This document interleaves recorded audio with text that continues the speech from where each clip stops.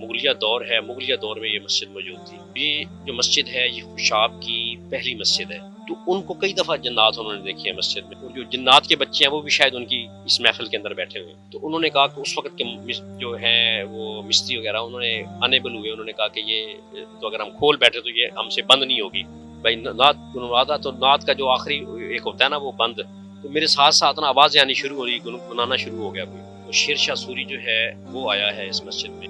Digital Pakistan کی videos دیکھنے کے لیے ہمارا چینل سبسکرائب کیجیے اور بیل آئیکن کو پریس کیجیے تاکہ آپ ہر ویڈیو سے باخبر رہ سکیں۔ السلام علیکم ناظرین، ڈیجیٹل پاکستان کے ساتھ میں ہوں آپ کا میزبان عمر علی۔ ناظرین، اس وقت ہم موجود ہیں پاکستان ضلع خوشاب قاضیہ والے محلے میں۔ یہ مسجد جو آپ ہمارے پیچھے دیکھ رہے ہیں، بتایا جاتا ہے کہ 450 سے 500 سال پرانی ہے۔ اس مسجد کی دیواریں اور اس کی چھت دیکھ کے یہ اندازہ لگایا جا سکتا ہے کہ کتنی پرانی ہے۔ یہاں پر ہمارے ساتھ موجود ہوں گے ملک زاہد صاحب، جو کہ یہاں کے رہائشی ہیں۔ ان سے اس مسجد کے بارے میں ہم مزید تفصیلات جانیں گے۔ آئیے چلتے ہیں ویڈیو کی طرف۔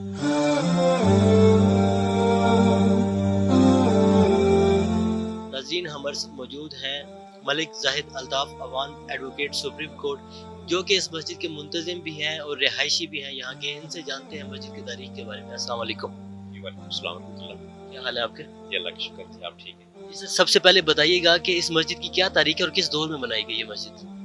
سر اس میں گزارش یہ ہے کہ ہم اس کو دیکھتے ہیں جیسے اپنے بڑوں سے سنا ہے اور جو تاریخ کو پڑھا ہے، تو اس میں جو ریکارڈ ہے ہمارے بڑوں کو، کہ میرے ہی اجداد ہیں وہی اس مسجد کے منتظم رہے ہیں، ہم نسل در نسل اسی مسجد میں ہمارا آ رہا ہے۔ تو تیمور خان لودھی 1526 میں اس کو شکست دی ظہور الدین بابر نے، اور 1526 سے یہ شروع ہوا مغلیہ دور، اور یہ 1957 تک رہا ہے۔ تو یہ جو مغلیہ دور ہے، مغلیہ دور میں یہ مسجد موجود تھی۔ 1472 میں مجھے یا 75 میں یہ شیر شاہ سوری کا ٹائم شروع ہوتا ہے، اس کی پیدائش ہے، وہ 1526 تک آئی تھنک یا 1545 تک رہتا ہے۔ تو شیر شاہ سوری جو ہے وہ آیا ہے اس مسجد میں، اس نے یہاں اب ان ایام میں شاید کسی بھی سائڈ سے آیا تو یہاں سے گزرا ہے، اس نے اس مسجد کے اندر بھی وہ رہا ہے کچھ ایک آدھ دن، یعنی کہ جو ہمیں بڑے بتاتے ہیں۔ تو اس کا بیک گراؤنڈ یہ ہے کہ جب شیر شاہ سوری گزرا ہے، جب وہ خوشاب سے گزرا ہے اور اس نے خوشاب کا پانی پیا، کہ اس نے اس کے منہ سے بے اختیار نکلا کہ میٹھا پانی، تو خوش آب اس کے نکلا سا، اس لینگویج میں خوشاب اس نے بولا، تو خوشاب شہر کا نام خوشاب پڑ گیا۔ تو یہ جو مسجد ہے یہ خوشاب کی پہلی مسجد ہے، اور یہ آئی تھنک پنجاب کی 5ویں یا 6ٹھی پرانی مسجد ہے۔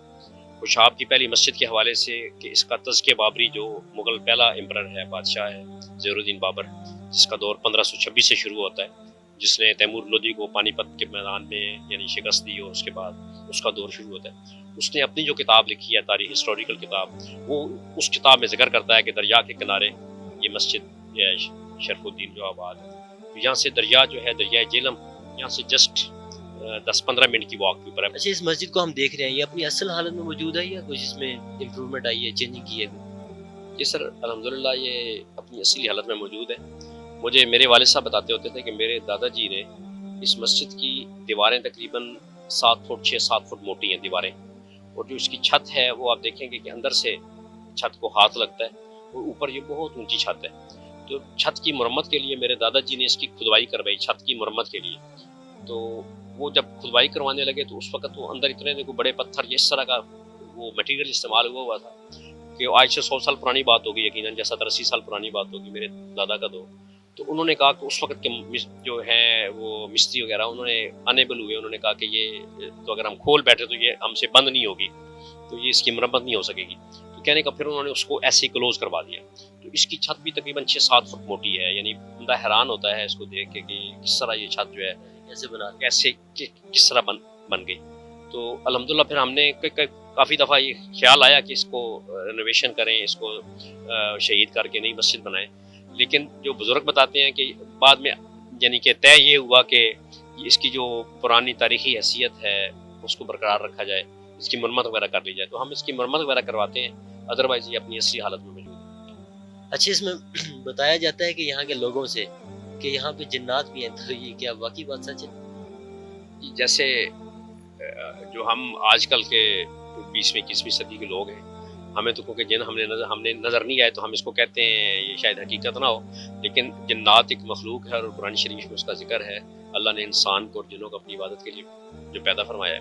تو ہماری مسجد میں حافظ یعقوب صاحب اللہ ان کی مغفرت کرے، اب یہ 2021 میں فوت ہوئے ہیں، تو وہ بڑے عبادت گزار شخص تھے۔ یہاں جو ہم نے مدرسہ الحمدللہ ہے بچوں کا، وہ قرآن شریف پڑھاتے تھے، تو ان کو کئی دفعہ جنات انہوں نے دیکھی ہیں مسجد میں، یعنی کہ وہ خود بتاتے تھے کہ یہاں اب آپ میرا انٹرویو کر رہے ہیں، یہ کھمبا جو یہ پیچھے میرا پول ہے، اسی جگہ پہ وہ بیٹھے ہوئے تھے، تو وہ کہتے ہیں کہ میں یہاں قرآن شریف کی تلاوت کر رہا تھا، تو مجھے میرے پیچھے وہ میں نے پڑھنا دیکھنا شروع، یعنی کہ نا وہ آوازیں آنی شروع ہو گئی کہ میرے ساتھ بچے نماز تلاوت کر رہے ہیں، یعنی جیسے مجھے یوں ان کو لگا جیسے یہاں بچے پڑھتے ہیں ہمارے قرآن شریف، اور جو جنات کے بچے ہیں وہ بھی شاید ان کی اس محفل کے اندر بیٹھے ہوئے ہیں۔